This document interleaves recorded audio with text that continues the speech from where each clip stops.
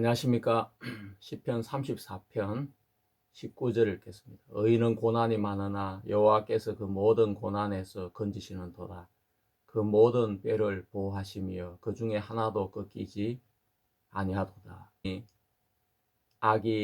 악인을 죽일 것이라. 의인을 미워하는 자는 죄를 받으리로다. 여호와께서 그 종들의 영혼을 구속하시나니 저에게 피하는 자는 다 죄를 받지 아니하리로다. 이 말씀까지 읽었습니다. 우리는 시편 2편의 말씀이나 시편 22편의 말씀이 다윗의 시인데 이것이 이스라엘 역사 속에서 특히 예수 그리스도를 통해서 그대로 실현이 되는 것을 보았습니다.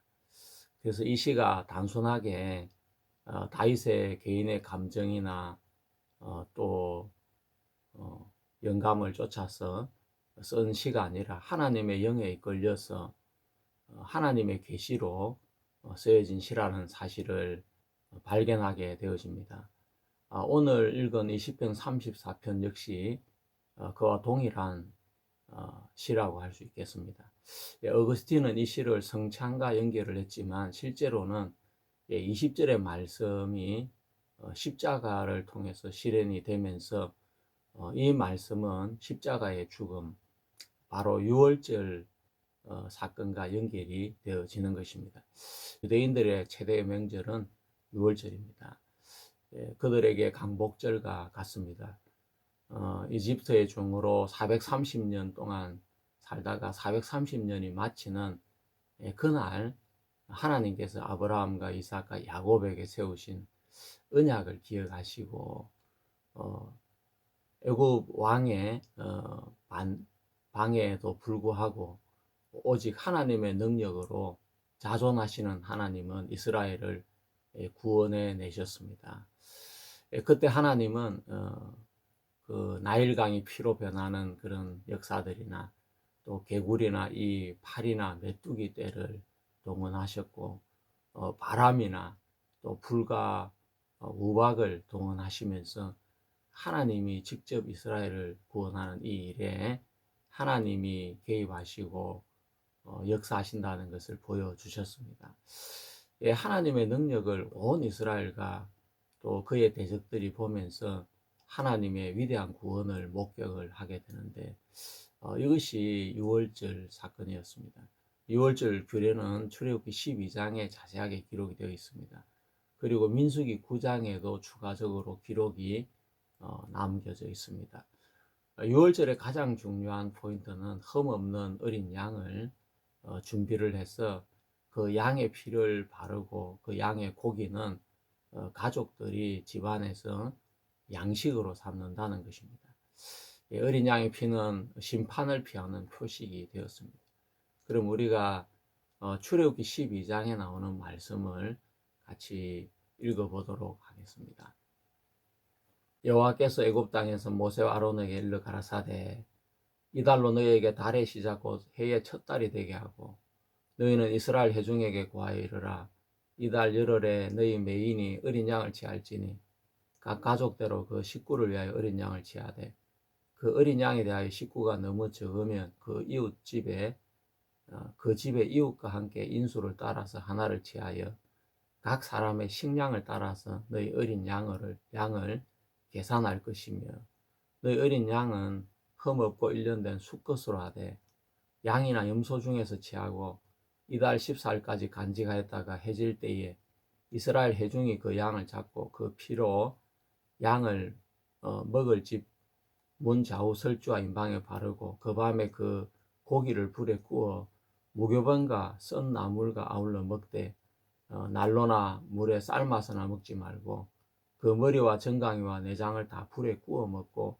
아침까지 남겨두지 말며 아침까지 남은 것은 곧 소화하라. 너희는 그것을 이렇게 먹을지니 허리에 띠를 띠고 발에 신을 신고 손에 지팡이를 잡고 급히 먹어라. 이것이 여호와의 유월절이니라. 내가 그 밤에 애굽 땅에 두루다니며 사람과 짐승을 물어나고 애굽 나라 가운데 처음 난 것을 다 치고 애굽의 모든 신에게 벌을 내리리라. 나는 여호와로라. 내가 애굽 땅을 칠 때에 그 피가 너희의 거하는 집에 있어서 너희를 위하여 표적이 될지라. 내가 피를 볼 때에 너희를 넘어가리니 재앙이 너희에게 내려 멸하지 아니하리라. 너희는 이 날을 기념하여 여호와의 절기를 삼아 영원한 규례로 대대에 지킬지니라. 예, 이것이 여호와의 유월절 규례를 적은 말씀입니다. 그리고 이제 뒷부분에 출애굽기 12장 46절과 또 민수기 9장 12절에 동일한 말씀이 기록이 되어 있는데 뭐라고 기록이 되어 있냐면 아침까지 먹지 남겨두지 말며 그 뼈를 하나도 꺾지 말고 유월절의 모든 규례대로 지킬 것이니라 라고 했습니다. 유월절 어린 양을 준비할 때 흠이 없는 그 어린 양을 이렇게 준비를 했다가 그 양을 잡아서 그 피는 문 인방과 좌우 설주에 바르고 그 고기는 집안에서 가족들이 식량이 되도록 먹으라고 이야기를 했습니다. 예, 난로나 물에 삶아서 먹지 말고 불에 구워서 먹으라고 이야기를 이렇게 하면서 머리와 정강이와 내장을 다 불에 구워 먹고 아침까지 남겨두지 말고 남은 것은 소화를 해라. 그러면서 먹을 때 뼈를 하나도 꺾지 말라고 그렇게 이야기를 했습니다. 여기서 뼈를 하나도 꺾지 말라라는 이 의미는 훼손되지 않는 완전한 상태를 의미하는데 다리 하나를 잘라서 그것으로 유월절을 지키면 안 된다는 것입니다. 따라서 하나님께 드려지는 그 생명이 분절되지 않는 전인적인 헌신을 의미합니다. 이것은 단순한 음식을 먹는 규칙이 아니라 구원은 부분적인 희생으로 이루어지지 않고 온전한 전체의 희생을 의미하는 뜻이 됩니다. 이는 양 전체를 먹는 것을 또 의미합니다. 우리의 구원은 예수 그리스도의 온전한 희생을 믿는 것입니다. 그래서 예수 그리스도를 온전히 취하라는 의미를 가지게 됩니다. 유월절 규정에서 불에 구워 먹고 남기지 말고 아침까지 두지 말고 또 뼈를 꺾지 말라. 이 부분은 남기거나 버리지 말고 부분적으로 취하지 말라는 어떤 전체를 그대로 받아들이라는 의미가 강조가 되고 있습니다. 실제 기독교의 역사를 이렇게 보면 초기에 에비온파라는 파가 일어났는데 그들은 바울의 서신을 부인했습니다. 또 마르시온 주의는 바울만 믿었고 또 예수 그리스도의 육체로 오신 것을 부인을 했습니다. 이렇게 성경의 한 부분만을 믿는 것은 예수 그리스도를 부분적으로 받아들이는 것과 같은 것입니다. 또 근세에 와서는 계몽주의나 자유주의 신학의 영향으로 성경에 나타난 기적이나 이런 부분들을 믿지 않는 사람들이 생겼습니다. 이 레오 톨스토이는 자기가 유명한 소설가가 되었는데도 마음에 만족이 없었는데 아무것도 가진 것이 없이 행복해하는 농부를 보면서 당신은 뭐가 그렇게 행복합니까? 나는 예수 그리스도를 믿기 때문에 행복합니다. 그 말에 충격을 받아서 톨스토이는 예수님을 믿게 되었다고 합니다. 그래서 그가 예수님을 믿은 이후에 여러 이렇게 소설들, 신앙적인 소설들을 써내게 되었는데, 근데 톨스토이가 이렇게 성경을 편찬을 했는데 예수님의 기적들을 다 뺀 성경을 편찬을 했다고 합니다. 톨스토이는 인간의 이성으로 이해가 안 가는 기적이나 신비한 체험들은 자기가 받아들이기 어려웠던 모양입니다. 바로 이렇게 예수님의 전부를 받아들이는 것이 아니라 자기가 이해가 되고 믿고 싶은 부분만 받아들이는 것은 온전한 믿음이라고 할 수가 없는 것입니다. 어떤 사람은 천국이나 지옥은 믿지 않으면서 예수님의 산상보호는 좋다고 이야기하는 사람이 있고, 또 어떤 사람은 예수님의 구원만 믿고 예수님의 주권은 거부하는 사람들이 있기도 하고, 어떤 사람 하나님의 사랑은 받아들이지만 십자가를 지는 자기 부인의 삶은 거부하는 그런 사람들이 있고, 또 어떤 사람들은 은혜만 좋아하고 순종은 거부하는 등 이렇게 자기가 믿고 싶은 부분만 받아들이는 그런 신앙은 뼈를 꺾는 것과 같이 한쪽 부분만 취하는 신앙이라 할 수가 있겠습니다. 자, 우리가 오늘 이 말씀은 예수님의 십자가를 통해서 구원이 되어졌는데 속죄 제사와 유월절 제사의 차이점을 우리는 오늘 좀 생각을 해보겠습니다. 유월절 제사는 구속이나 보호나 출애굽이 목적이기 때문에 이렇게 피를 바르고 또 그 안에서 그 양의 고기를 이 썬 나물과 또 무교병과 함께 먹는 그런 규례가 정해져 있습니다. 속죄제는 죄 사함과 정결이 목적입니다. 그래서 유월절 제물은 공동체 전체를 위한 대상이지만 속죄제는 개인 또는 집단이 그 대상이 되어집니다. 또 유월절 제물에서 피는 문설주에 발라서 심판을 피하지만 속죄제에서 피는 제단 뿔에 발라서 죄를 제거합니다. 또 유월절 제물의 뼈를 하나도 꺾지 말라고 하셨는데 속죄제는 그 규정이 없습니다. 그래서 유월절 제물은 구원의 표징이라면 속죄제의 제물은 현재나 과거의 죄를 속죄하는 제사입니다. 미래의 죄는 씻을 수가 없습니다.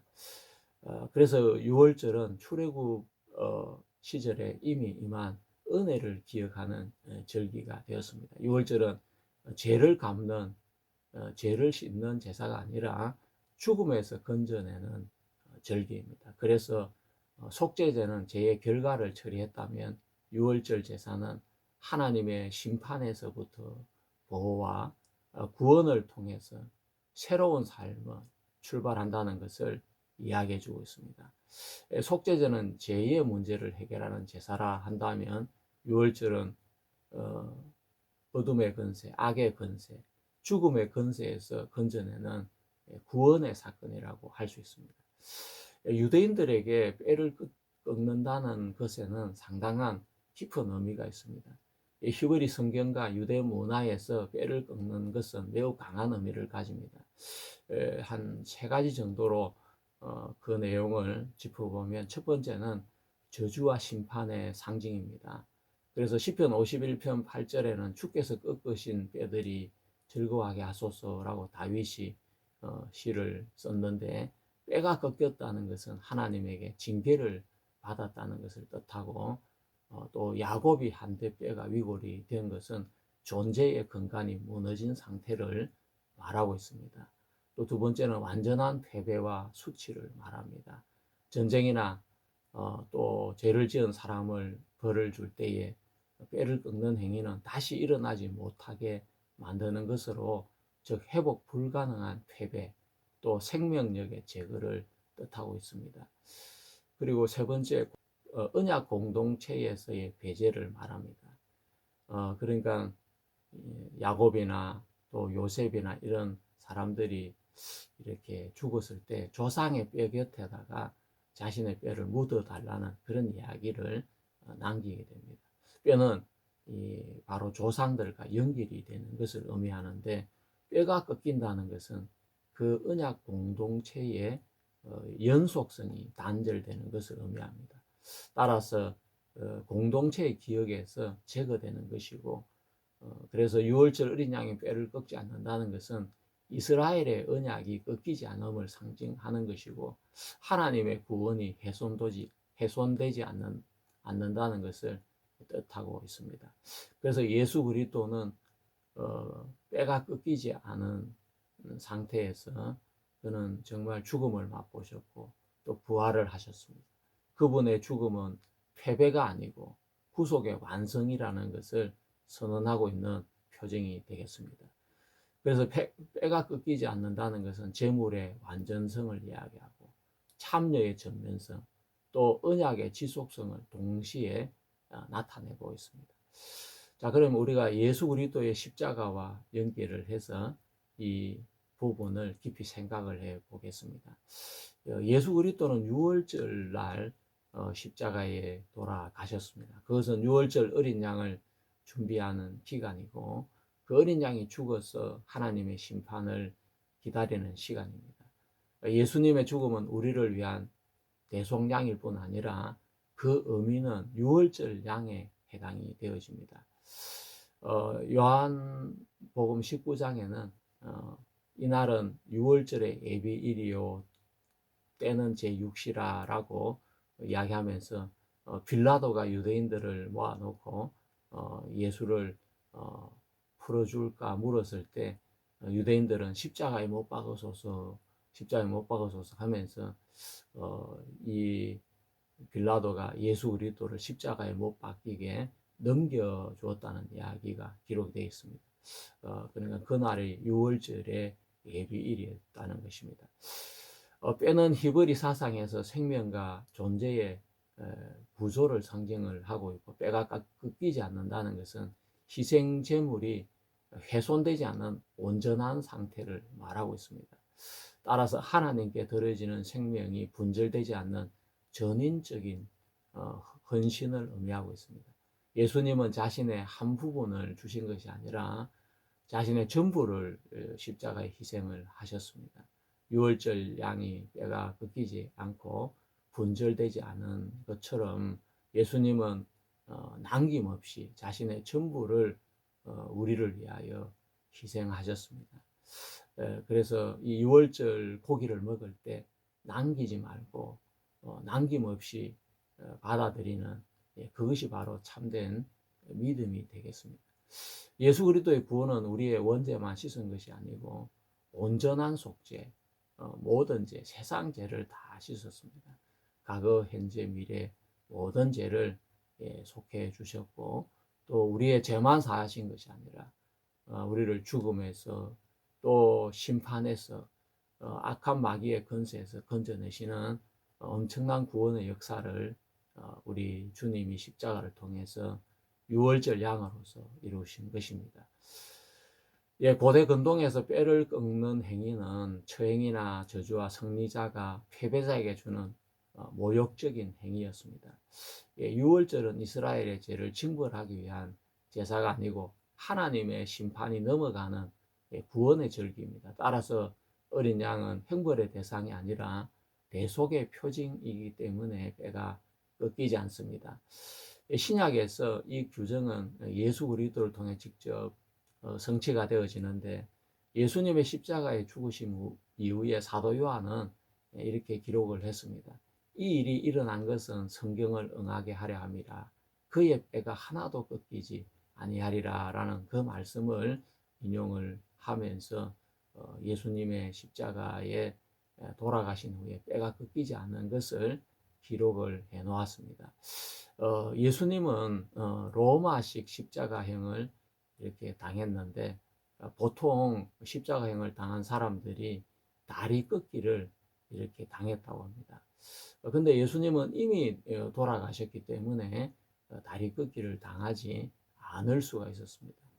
온전한 제물로 또 온전한 희생으로 하나님 구약의 유월절과 정확하게 일치된 그런 모습을 보이면서 예수님은 우리에게 내가 바로 유월절 어린 양이야. 너희들은 바로 나를 먹어야 돼. 나를 믿어야 돼. 그렇게 말씀을 하신 것입니다. 예수 그리스도는 이 뼈가 꺾이지 않는 이 말씀을 통해서 당신이 유월절 어린 양과 연결이 된다는 것을 우리에게 직접적으로 말씀해 주고 계신 것입니다. 유월절 어린 양이 애굽에서의 구원을 이야기한다면 예수 그리스도는 우리를 죄와 죽음에서 마귀의 권세에서 건져내는 유월절 어린 양이 되셨던 것입니다. 정말 바로 왕이 온갖 방법으로 이스라엘을 잡아두려고 했지만 하나님의 능력이 너무나 크고 놀라워서 바로 왕의 능력이나 또 그 신하들의 능력으로 이스라엘을 잡아둘 수가 없었던 것처럼 예수 그리스도의 십자가의 보혈의 능력이 너무 크고 놀라워서 마귀가 아무리 우리 인간을 죄로 또 마귀의 그 권세로 잡아두려고 해도 더 이상 잡아둘 수 없고 우리가 예수 그리스도로 말미암아 구원을 받을 수밖에 없는 그 놀라운 유월절 양이 되신 것을 예수님은 말씀해 주고 계신 것입니다. 예, 예수님은 유월절 양으로서 유월절 날 돌아가셨고 뼈가 꺾이지 않았다는 유월절 양의 가장 대표적인 그 특징을 가지고 돌아가심으로 바로 예수님은 내가 유월절 양이야. 이스라엘을 애굽에서 구원해냈듯이 내가 너희를 죄에서 건져냈어. 내가 너희를 마귀에게서 건져냈어 하시면서 예수님은 자신이 유월절 양이시라는 것을 말씀해 주고 계시고 바로 그 예수님의 제자였던 사도 요한이 그 부분을 정확하게 성경에 기록을 해 놓으셨던 것입니다. 자, 예수님이 우리를 위해 죽으신 것은 단순한 속죄 제사가 아닙니다. 그것은 유월절 양과 같은 구원을 이루는 제사였던 것이고 죽음이었던 것입니다. 자, 예수님이 평소에 말씀하신 요한복음 8장 34절에는 이런 말씀이 있습니다. 예수께서 답하시되 진실로 진실로 너에게 이르노니 죄를 범하는 자마다 죄의 종이라. 종은 영원히 집에 거하지 못하되 아들은 영원히 거하나니 그러므로 아들이 너희를 자유케 하면 너희가 참으로 자유케 되리라 했습니다. 여기서 우리 인간은 살면서 죄를 짓지 않을 수 없고 죄를 범하면 죄의 종이 되고 죄의 종이 되어서 영원히 집에 거할 수 없는 상태가 되었는데 아들이신 예수 그리스도께서 구원을 이루어 주심으로 우리는 이제 자유한 사람이 되었습니다. 로마서 6장 6절에서 7절까지 읽어보면 우리가 알거니와 우리 옛사람이 예수와 함께 십자가에 못 박힌 것은 죄의 몸이 멸하여 다시는 우리가 죄에게 종노릇하지 아니하려 함이니 이는 죽은 자가 죄에서 벗어나 의롭다함을 얻었음이니라 라고 했습니다. 자, 이제 예수 그리스도가 십자가에 죽으실 때 우리도 같이 죽었다라고 이야기했습니다. 그것은 세례를 의미하는데 구원받은 성도들이 세례를 받는 것은 이제 나하고 예수와 하나가 됐다는 것을 믿는 그 믿음의 하나의 예식인 것입니다. 그러면서 물속에 들어가는 것은 십자가의 죽음을 의미하는 것이고 물에서 올라오는 것은 부활을 의미하는 것인데 죄의 몸이 죽고 이제 죄에서 벗어난 의로운 사람으로 다시 산다는 것을 의미하고 있는 것입니다. 예수님의 십자가는 우리를 죄에서 끝나게 한, 죄에서 벗어나게 한, 더 이상 죄의 정도로 가지 않아도 되도록 만든 놀라운 구원의 사건인 것입니다. 이스라엘 사람들이 출애굽을 했는데 애굽 왕의 말을 들을 필요가 있겠습니까? 애굽에 살았던 대로 살아야 될 이유가 있겠습니까? 전혀 없습니다. 그들은 구원을 받았기 때문에 이제 애굽의 풍속이나 애굽의 삶이나 애굽에서 배웠던 것과 전혀 상관없이 자유롭게 살 수 있는 것처럼 우리는 이제 죄에서 자유를 얻어서 죄가 시키는 대로 끌려다니면서 죄의 욕망에 따라 정욕에 따라 생각하면서 살 필요가 이제는 전혀 없는 새로운 사람이 된 것입니다. 베드로는 이야기하고 있습니다. 친히 나무에 달려 그 몸으로 우리 죄를 담당하셨으니 이는 우리로 죄에 대하여 죽고 의에 대하여 살게 하려 하심이라. 제가 채찍에 맞음으로 너희는 나음을 얻었나니 라고 하면서 베드로는 이사야 53장 말씀을 인용을 하면서 이사야 53장에 나오는 그 말씀 그대로 예수님께서 친히 나무에 달려 죽어서 우리 죄를 담당했고 그가 채찍에 맞음으로 우리가 나음을 입었다. 그것은 바로 우리가 죄에 대해서 죽고 의에 대해서 살게 된 예수님의 십자가의 죽음 때문이다 라고 베드로는 이사야 53장과 연결해서 예수님의 죽음을 유월절 어린 양의 구원으로 말씀을 했습니다. 또 사도 요한은 요한계시록 1장에서 우리를 사랑하사 그의 피로 우리 죄에서 우리를 해방하시고 그 아버지 하나님을 위하여 우리를 나라와 제사장으로 삼으신 그에게 영광과 능력이 세세토록 있기를 원하노라라고 했습니다. 예, 그의 피로 우리를 우리 죄에서 해방하시고, 예, 이 죄에서 보통 속죄제사는 죄를 씻는 것을 이야기하지 죄에서 해방을 시키지는 못하는데, 예수님은 유월절 양이 되셨기 때문에, 예수님은 유월절 양으로 죽으셨기 때문에 우리의 죄만 씻으신 것이 아니라 우리를 죄에서 해방하는 일까지 하셨던 것을 볼 수 있습니다. 예, 유월절 양만이 할 수 있는 것이 바로 구원이고 해방이기 때문에 그렇습니다. 앞선 시간에 이 여호와의 선하심을 맛보알지어다라는 그 부분을 하면서 어거스틴은 이 부분을 성찬과 연결을 해서 해석을 했다고 했습니다. 성찬식은 주님께 잡히시던 바로 그날 저녁에 이루어졌습니다. 성찬은 유월절 만찬을 대신하는 의미가 있었고, 주님은 자신이 진정한 유월절 양이심을 말씀하시면서 이제는 양의 몸이 아니라 떡을 떼시면서 이것은 내 몸이다, 바로 하나님의 어린 양의 몸이라고 말씀을 하셨습니다. 그리고 예수님 포도주를 주시면서 이것은 내 피다고 그렇게 말씀을 하셨는데, 예수님의 보혈은 죄 사함을 이루기 위한 것이고 그것은 새 언약의 피라고, 그렇게 새 언약을 세우는 피라고 말씀을 하셨습니다. 그래서 제자들이 함께 했던 그 성찬식은 예수 그리스도를 기념하고 또 새 언약을 선포하고 또 그 새 언약에 참여한다는 그 깊은 뜻을 가지고 있습니다. 그래서 공간 복음서를 비교해 보면 마태, 마가, 누가 복음서에는 그 성찬의 순간을 언약을 세우는 순간으로 자세하게 기록을 해놓고 있습니다.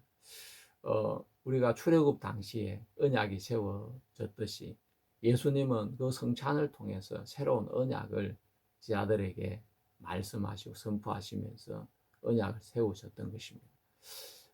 하지만 요한복음에는 그 성찬의 기록이 이렇게 약간 다르게 기록이 되어 있습니다. 어떻게 보면 생략된 것처럼 보이는데 자세히 읽어보면 요한복음 6장에 그런 떡에 대한 이야기가 나오고, 요한복음 13장에는 성찬의 그 행식을 기록하지 않고 발을 씻기시는 그 내용이 기록되어 있습니다. 예, 그날 예수님은 성찬도 행하셨고 제 아들의 발도 씻겨 주셨던 것을 알 수 있습니다. 왜 예수님은 성찬과 발을 씻기시는 일을 같이 하셨겠습니까? 예, 그것은 이 성찬을 먹는 것과 발을 씻기는 것과 또 예수님의 몸에서 흘러나온 그 피와 물이 흘러나온 내용이 아주 깊은 관계를 가지고 있기 때문에 그렇습니다. 요한복음 6장에서 그리스도를 먹는다는 표현을 이렇게 했습니다. 바로 성찬에서 예수님이 하셨던 바로 표현인 것입니다. 여기서 먹는다는 것은 예수 그리스도를 믿음으로 받아들인다는 것을 말해주고 있습니다. 그래서 요한복음 13장에서는 그리스도께서 발을 씻긴다고 이야기했는데 그것은 바로 그분의 은혜를 받아들이는 것을 말을 하고 있습니다. 내가 무엇을 하는 것이 아니라 그분이 나를 위해 해주시는 것을 받아들이는 것입니다. 그것이 바로 믿음의 본질인 것입니다. 요한복음 6장에서는 그리스도를 먹는다고 표현을 했고 또 요한복음 13장에서는 이렇게 내가 네 발을 씻기지 않으면 너와 상관이 없다고 하시면서 주님이 우리를 위해서 행하시는 그 은혜를 우리가 받아들일 때 우리는 그 언약에 참여할 수 있는 사람이 되는 것입니다. 예, 먹는 것과 씻기는 것은 어떻게 보면 다른 내용이지만 공통점은 있다면 그리스도를 내가 받아들인다는 것입니다. 예, 주님께서 나를 위해서 하시는 그 모든 행위를 받아들이는 것입니다. 예, 요한복음 6장에서 주님은 하늘에서 내려온 만나를 이야기하시면서 주님은 나는 생명의 떡이다 라고 말씀을 하셨습니다. 나의 줄 떡은 곧 세상을 위한 내 살이니라 살이로다라고 하시면서 내 살을 먹고 내 피를 마시는 자는 영생을 가졌고 마지막 날에 내가 그를 다시 살리리니라고 이야기하시는데 바로 이것이 성찬의 내용과 동일한 이야기인 것입니다. 예, 떡을 내 살을 먹고 내 피를 마신다. 이건 바로 떡을 먹고 포도주를 마시는 것을 이야기하는 것인데 그, 그 성찬을 이야기하는 것입니다. 떡을 먹는다는 것은 바로 영생을 취하는 것입니다. 예수 그리스도를 내가 온전하게 받아들이는 것입니다. 포도주를 마시고 떡을 먹는 것은 예수 그리스도를 온전하게 받아들이는 것인데 그것은 바로 예수 그리스도의 십자가의 죽으심을 온전하게 받아들이는 것을 말하는 것입니다. 요한복음 13장에서 내 발을 주님이 씻기신다는 것은 주님과의 관계를 인정하고 받아들이는 것입니다. 예, 베드로가 내 발을 씻길 수 없습니다 하고 거절을 하니까 예수님이 내가 너를 씻기지 아니하면 네가 나와 상관이 없느니라고 이야기를 하셨습니다. 요한복음 이 13장을 통해서 예수님이 내 발을 씻기는 것은 예수님과 내가 관계가 맺어지는 것을 의미하는 것입니다. 나의 가장 추하고 더럽고 냄새나는 부분을 주님 앞에 내놓을 때 주님께서 나를 씻기시고 또 깨끗게 하시면서 내가 너의 하나님이다. 내가 너의 그리스도다.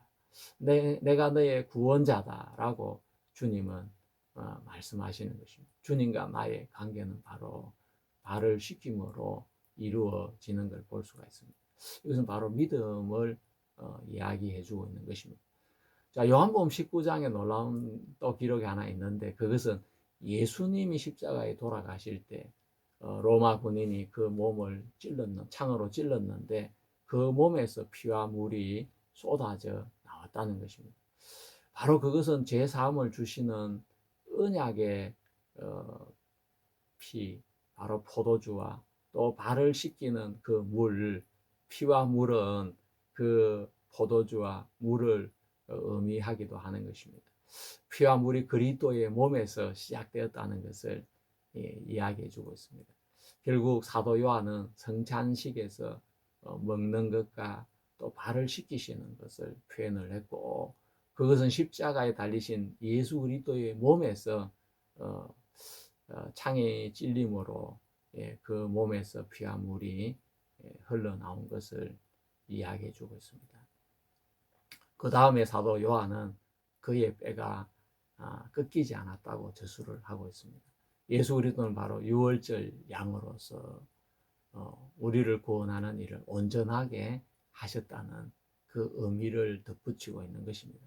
그리스도의 피는 죄를 사해 주셨고 죄를 사해 주셨을 뿐만 아니라 죄에서 우리를 구원하셨습니다. 악한 마귀에게서 구원했고 죽음에서 하나님의 심판에서 우리를 구원하는 유월절 양이 되셨던 것입니다. 그래서 그분은 새 언약을 세웠습니다. 구약의 율법이 아니라 유월절 양으로 세웠던 것이 율법이라 한다면 그 예수 그리스도의 죽음으로 이제 새로운 율법 바로 복음이 새 언약으로 세워졌던 것입니다. 예수 그리스도의 몸에서 흘러나온 그 물은 예수 그리스도와의 관계가 새로 시작된다는 것을 의미하기도 하는 것입니다. 예, 요한복음 6장이나 또 요한복음 13장이나 요한복음 19장이나 그 모든 내용은 믿음을 표현하는 것이고 또 예수님과의 관계가 맺어지는 것을 의미하고 있으며 그 시작은 예수 그리스도로 말미암다는 것을 표현하고 있습니다. 예수님의 죽음은 단순한 죽음이 아니라 제사함과 또 하나님과의 관계의 시작을 의미하고 그것은 바로 우리의 구원을 의미하는 것입니다. 출애굽기 12장에서 유월절 어린 양의 죽음으로 이스라엘 백성들이 애굽에서 구원을 받았고 그것은 새로운 출발이고 새로운 역사의 시작이었습니다. 시편 33편은 사울에게 쫓겨든 다윗이 블레셋 진으로 도망을 하게 되었고, 다윗은 그곳에 가서 자기가 잘못 왔다는 것을 인식하게 되어집니다. 블레셋 진의 장군들이 금방 다윗을 알아보고, 야, 저자가 골리앗을 죽인 다윗이 아닙니까? 하면서 할 때 다윗은 미친 척을 하면서 그곳에 빠져나오게 되었는데, 예, 그는 블레셋 진에서 하나님의 은혜를 입어서 빠져나오면서, 야, 하나님이 나를 이 범 아가리에서 건져내 주셨구나. 내가 죽음 가운데까지 들어왔는데 하나님이 의인인 나를 그냥 죽게 안 하시는구나. 의인의 뼈 하나도 꺾이지 않게 하시구나 하면서 이 시편 34편의 노래를 불렀는데, 이것이 바로 예수 그리스도를 통해서 정확하게 성취가 되어진 것을 볼 수가 있는 것입니다. 그래서 너무나 놀랍고 신비한 일이 아닐 수 없는 것입니다. 우리는 믿음으로 이제 그리스도의 몸에서 나온 새 생명, 그 새 생명에 참여하는 자가 되었습니다.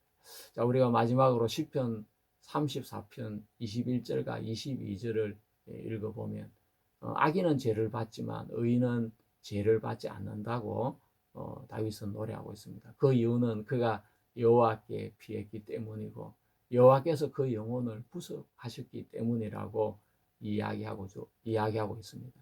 이로써 6월절 구원의 의미를 완벽하게 다윗은 설명을 하고 있습니다. 이 시는 너무나 정교한 시고, 그 시 안에 나오는 이 표현들, 특히 하나님이 의인은 고난을 당하지만 하나님 의인과 함께 하시고 의인을 지켜주시고 의인의 뼈 하나도 꺾이지 않게 하신다는 이런 표현들이 예수 그리스도와 정확하게 연결이 되면서 그의 노래는 단순한 노래가 아니라 하나님의 영감이 함께하는 성령이 역사한 시였던 것을 알 수가 있습니다. 여러분, 시편 35편에도 다윗의 시가 이어지고 있는데, 시편 35편의 시도 신약 성경 예수 그리스도의 입술을 통해서 나타나고 있는 것을 알 수가 있습니다. 우리가 시편 35편을 또 같이 공부해 보도록 하겠습니다. 여러분 수고하셨습니다. 감사합니다.